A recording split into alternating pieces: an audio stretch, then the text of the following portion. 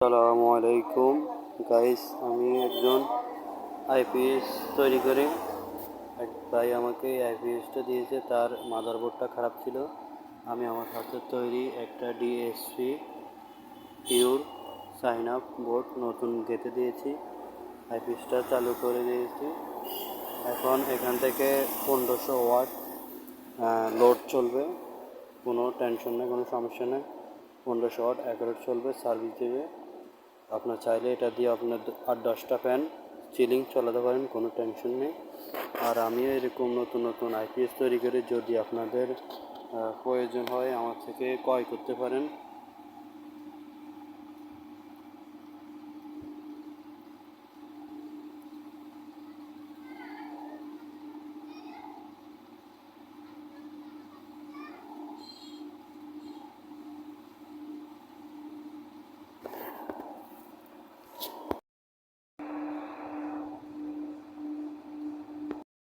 আমি খালি পিসিগুলো আনি, এরপর নিজের হাতে নিজে খালি পিসিগুলোকে পার্টসগুলো পূরণ করে, এরপর নিজের হাতে চেক করে মার্কেটে সাপ্লাই দিই।